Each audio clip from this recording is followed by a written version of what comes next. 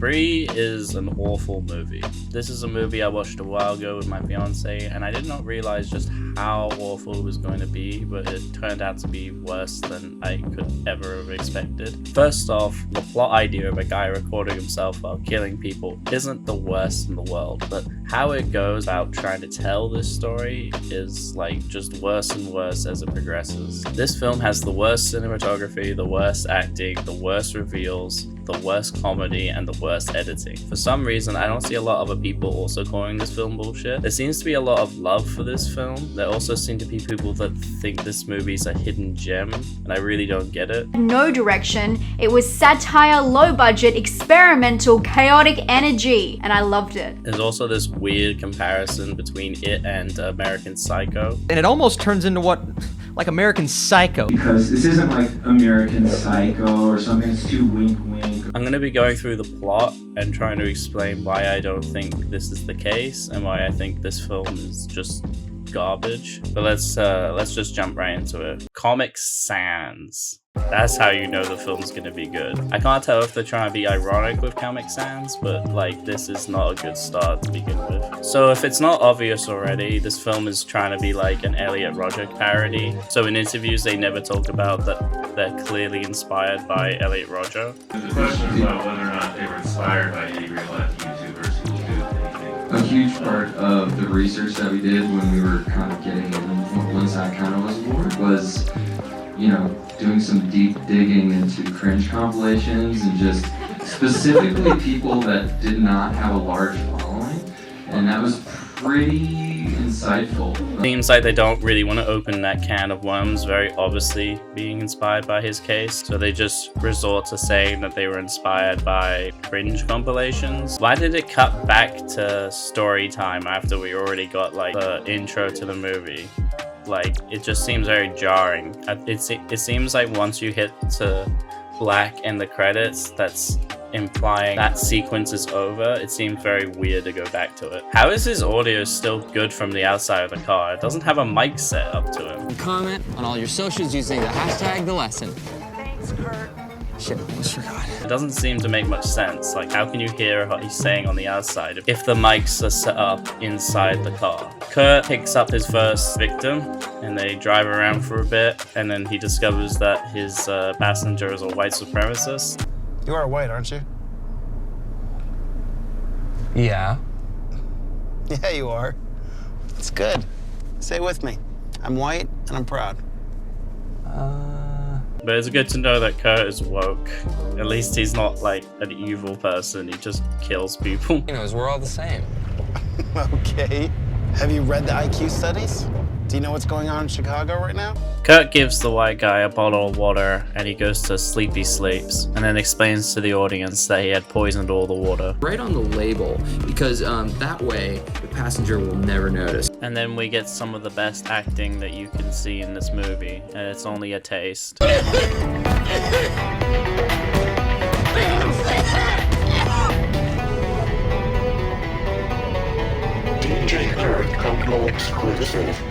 After Kurt Minecrafts that person, he moves on to the next one. We get some really great acting from David Arquette.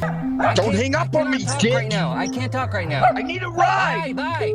On to the next ride. Then we get a toe-to-toe fight with David Arquette and this guy to see who's the worst actor. This is my soundtrack. Why does rush hour start at 2 p.m. in this fucking city? No, it just depends. Where we Stop. are. I don't want your opinion. Well, you just Stop. I'm just fucking saying, I gotta be somewhere ASAP, okay? So, like, fix it or shut the fuck up. They get another passenger as well. It's sus as fuck to try and get her into the car, but I guess whatever, it's very stupid. Jesse, hey, listen, I'm a 5-star rated driver. Already canceled. Listen, I can see where you're going on the map and it's just right around the bend. Just get in the car. This ride could be on me. But I canceled, so it's not gonna like... Oh, it's okay. I don't mind. I don't do this just for money.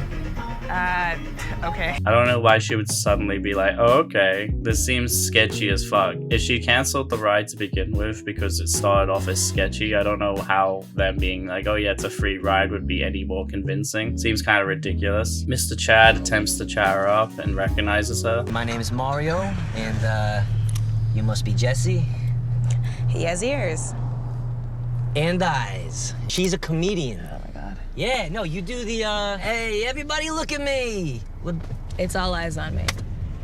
I fucking knew it. They bother her a lot while Kurt tries to plug his social media, but she seems to be getting annoyed by it. What's going on? Kurt's World 96 here. Follow me for the lesson. Links in the bio, and I always follow back. Oh my God.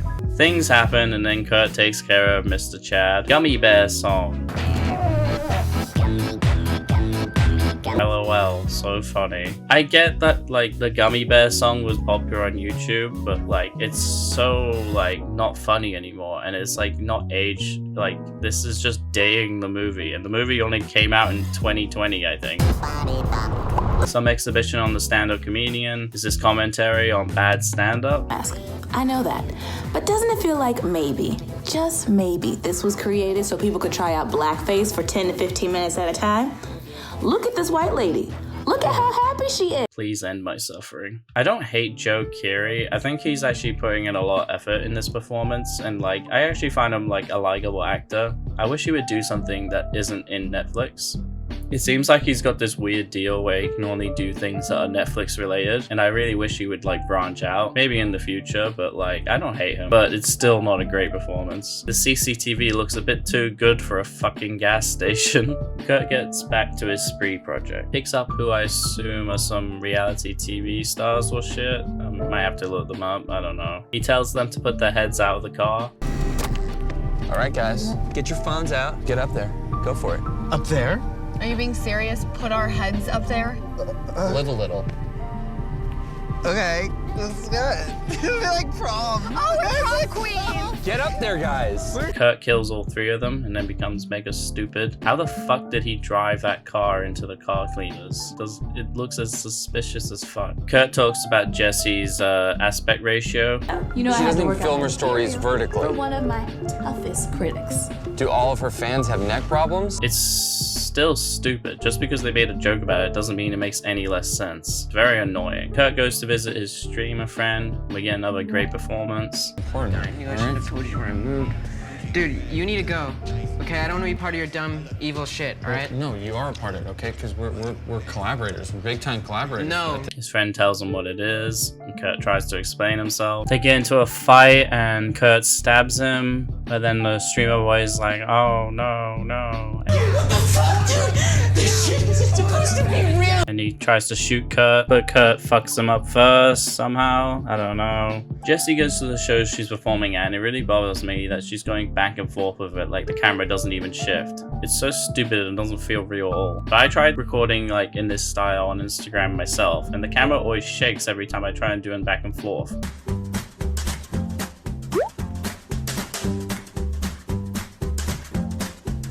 It seems like they had like a little tripod in between them to make sure that the camera didn't move. I might be wrong. Maybe they have really steady hands, but it just looks so stupid. We get Kurt's Joker moment. You guys. Holy shit, triple digits, you guys. I'm the Joker, baby. No one's calling the police. I know boomers have the idea that the internet no one cares, but I don't really think the internet is as bleak as they may try to portray it. I think at least one viewer would at least call the police. Kurt's dad asks him to hang out and he wants him to go to a DJ show. Kurt agrees because there is a DJ with followers or some shit there.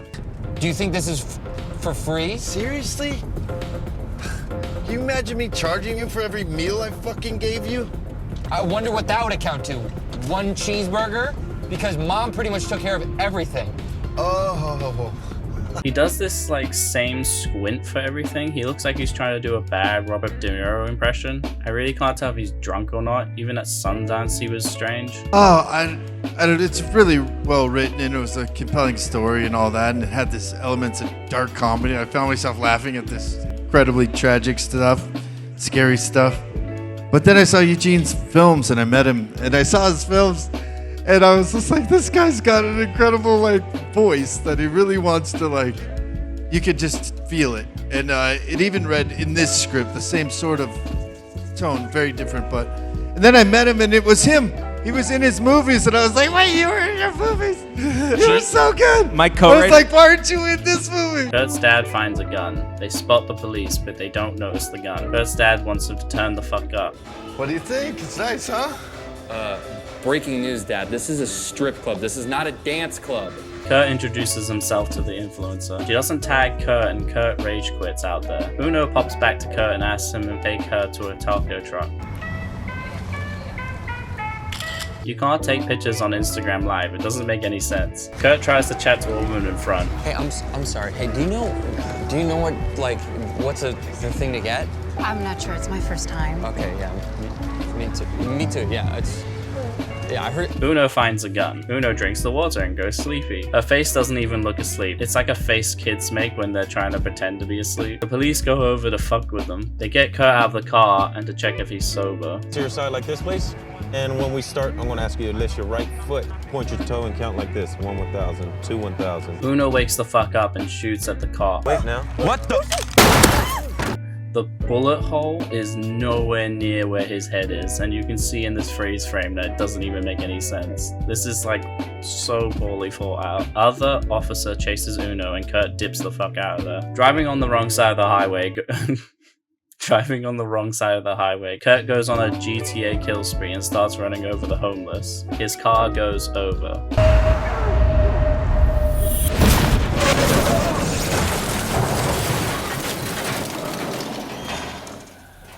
At the comedy show, we see some real comedy. That emoji. I think it's all fucking. I think parents are doing it on purpose. You have to call them.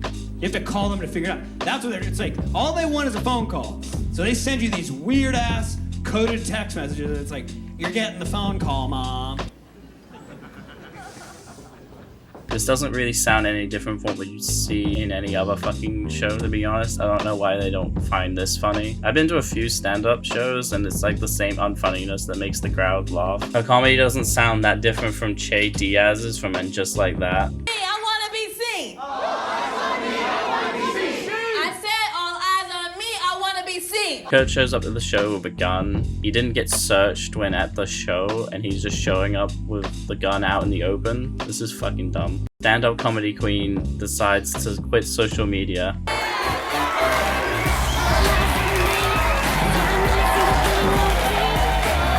I don't get what was the good stand-up aspect, but I guess everyone really liked it. We get another really great Instagram live scene. Oh, I got all that shit. That was tight.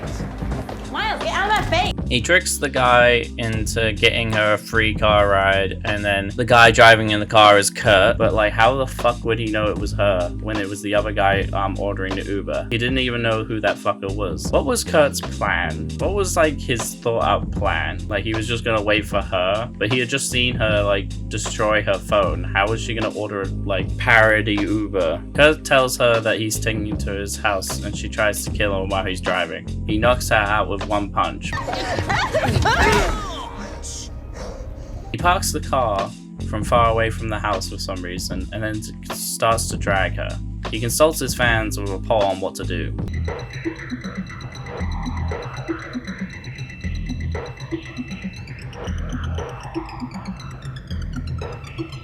Okay. Drops his phone over and over again. I guess it's supposed to be a joke.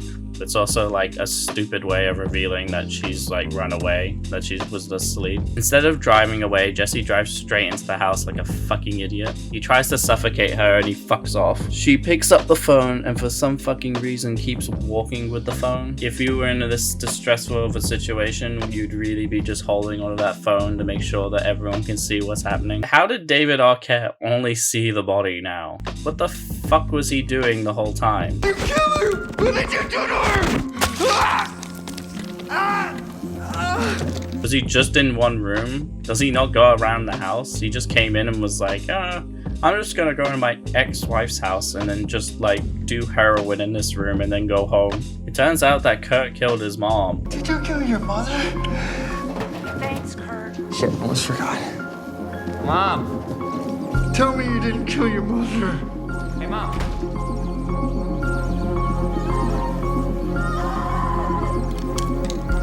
No. Jesse keeps driving around and kills Kurt. She kills him with the phone. I don't know. It's bad. And somehow the stream is going and she takes a selfie with him. Follow him wherever he may go. Instagram would not allow a post like that, for fuck's sake. And then we get this awful out. This was so real. And then we get even more obvious inspiration of Elliot Rodger. Alright, that was one of the worst movies I've seen. I rated this a 2 at first, and then rewatching it, I went back and rated it a 1. Like, this is like annoyingly bad. I don't hate this director. He seems like a very nice guy. Every interview I watched it seemed like he was super passionate about the project, but it wasn't for me, and it's not like something for him to feel bad about. I'm excited to see what else he makes. I hope he does make something else. Maybe it'll be better, but if it's just as bad, I'll probably still enjoy it anyway. Something's going to take your breath away, something that's going to make you go, oh my Lord, I haven't seen that before. For some filmmakers, for a lot of filmmakers, you get to see something where you go, why didn't I do that first? God damn it, it was within reach and stuff. How long would you guys shoot something like this? As I looked at the flick in the opening, again, I get to watch the whole movie, I watched the first 10 minutes. Hey, so I'm not shooting this professionally. I usually like get my DSLR to do this, but I thought I'd just do it quickly because I kind of want this review to be done, and I can't be bothered to set it up, so I'm just gonna talk for a little bit. Thank you for watching the review. I'm glad that you may have, if you enjoyed it, like, that's awesome. Another thing, I'm working on the next Antkind video now that I'm done with this one, because I'm quite happy with it. I got some other things I'm editing at the moment, stuff I'm not going to talk about, or some stuff that I'm not going to talk about right now, and then like the other thing, still working on Sardonicos highlights, so if you want like more, or if you are a fan of Sardonicos, just check out that channel. Usually post every time a new episode is out, and I take the best bits and put them online. Or put them on the channel, I mean. And then please subscribe, don't cry, hit the bell as well. That's what Fantano says. And think about checking out my Patreon. It's linked in somewhere, probably in the description. But I'm making these videos out of my own spare time, and any amount of money would help completely with making this my full-time job. At the moment, it's not. Still need some more watch hours, both on this channel and the Sardonicos highlights channel, because the highlights channel is we need about 1,500 more watch hours, and then it's monetizable. And then this one still needs like much more. I think I'm like only at 60 hours, or like 100 hours actually. So I need like 3,900. Hopefully this video does well. Anyway, thank you for watching. Subscribe, check out my Patreon, check out Sardonicos highlights, and have a good day. Bye.